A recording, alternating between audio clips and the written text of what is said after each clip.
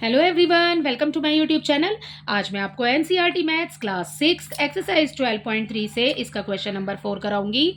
देखो बच्चे, क्वेश्चन 4 है, cost of 5 kg of wheat is ₹91.50। ठीक है, आपको यहाँ पर 5 किलो गेहूं का वेट दिया हुआ है 91.50। ठीक है, ये क्वेश्चन आपको पार्ट्स में करना है, तो यहाँ पर आपको दो पार्ट इसके दिए हुए हैं। First part is what will be the cost of 8 kg of wheat. ठीक है, आपको सबसे पहले यहाँ पर 5 किलो का बताया हुआ है कि इतने रुपए में 5 किलो गेहूं आएंगे भाई। ठीक है, सो आपको बताना है कि 8 किलो कितने रुपए में आएंगे। तो सबसे पहले कॉस्ट बतानी है फर्स्ट पार्ट में। सेकंड पार्ट में बेटा आपको बोला है what quantity of wheat can be purchased in ₹183 कि 183 रुपीज में आप कितने किलो गेहूं खरीद सकते हैं। ठीक है, या खरीदे जा सकते हैं। ठीक है, सो यहाँ पर अपने इस क्वेश्चन को करने के लिए यहाँ पर सबसे पहले हमें 1 किलो गेहूं का वेट निकालना पड़ेगा। ठीक है, अपने फर्स्ट पार्ट को सॉल्व करने के लिए तो हम स्टार्ट कर रहे हैं इसका फर्स्ट पार्ट। राइट, यहाँ पर हमें दिया हुआ है cost of 5 kg of wheat. तो यहाँ पर सबसे पहले लिख लेते हैं cost of 5 kg of wheat is equal to rupees कितना है 91.50। ठीक है, सो सबसे पहले 1 किलो की निकालनी है हमें cost of 1 kg of wheat. ठीक है, कैसे निकालेंगे भाई, डिवाइड करके निकालेंगे, है ना। तो क्या करेंगे 91.50, उसकी डिवाइड हम कर देंगे इस वाले 5 से। ठीक है, अब आप काटना आता है तो काट दो, अदरवाइज कैंसिल कर देंगे और नहीं तो डिवाइड कर देंगे। ठीक है, क्या करेंगे देखिए बेटा, यहाँ पर डिवाइड कर लो। ठीक है ना, क्योंकि डेसिमल में कंफ्यूजन ना हो, गलती ना हो, तो हम डिवाइड कर लेते हैं। यहाँ पे रफ वर्क में हम डिवाइड कर लेते हैं। यहाँ देखिए 5 जो नीचे लिखा है बेटा वो आ जाएगा बाहर, 91 पॉइंट आपका 50 आ जाएगा अंदर। ठीक है, क्या अब हम डिवाइड करेंगे। 5 1 ज़ा 5, ये बचा हमारे पास में 4, ऊपर से उतारा हमने 1। ठीक है, 5 8 ज़ा 40, तो 1 बच गया।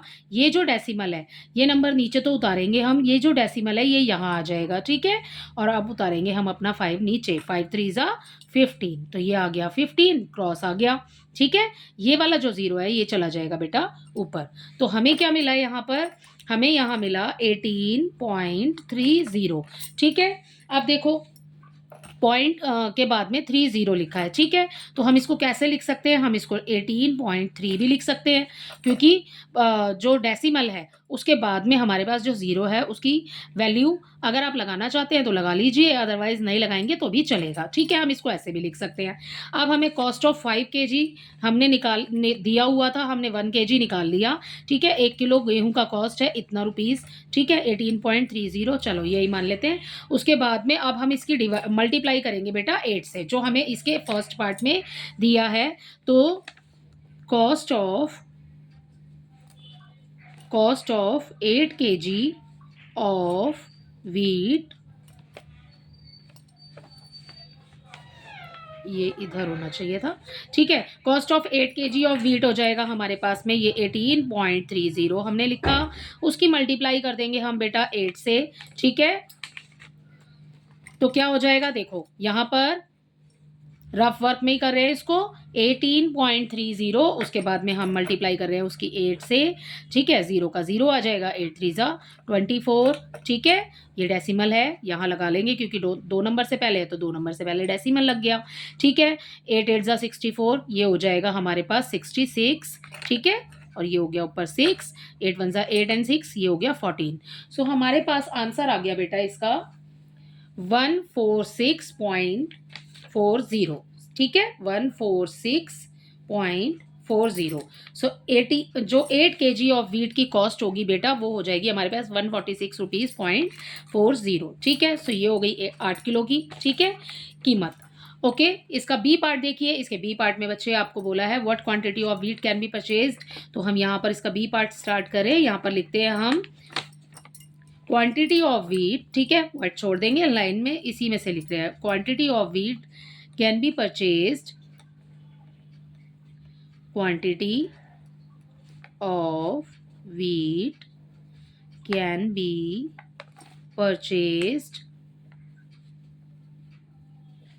इन ₹183 इज इक्वल टू, हमें यही निकालना है ठीक है। सो हमने लिख लिया है यहाँ पर। अब देखो बेटा, इस क्वेश्चन में आपको दिया है 5 किलो गेहूं हमने कितने रुपए में खरीदे, 91.50। सो ये वाला जो हमारा यहाँ पर 91.50, ठीक है, रुपीज में हमने खरीदे कितने किलो गेहूं, 5 kilo.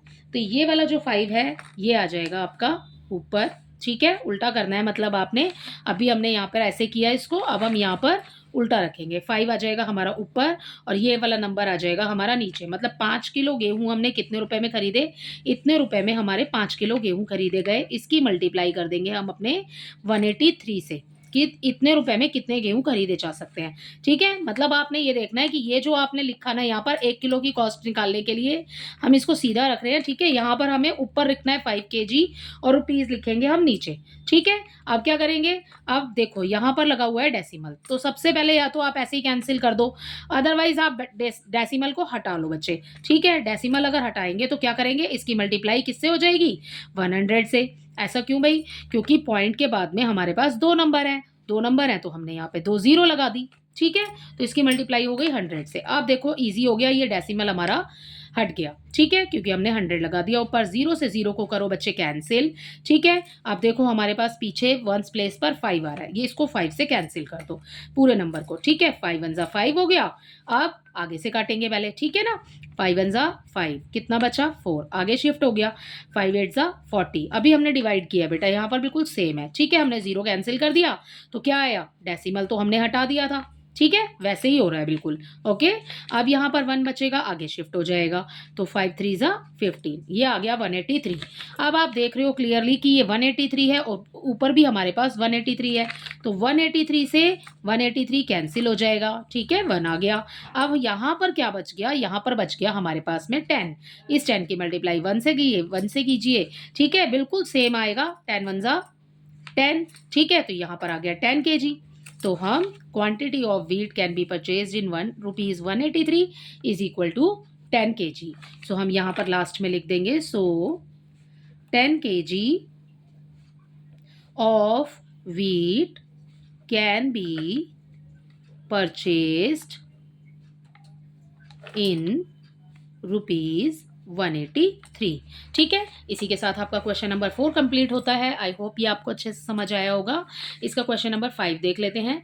Question number 5 is the temperature drop 15 degree Celsius in the last 30 days, ठीक है। जो टेम्परेचर है ना बेटा वो गिरा है, ठीक है, 30 दिन में 15 डिग्री, ठीक।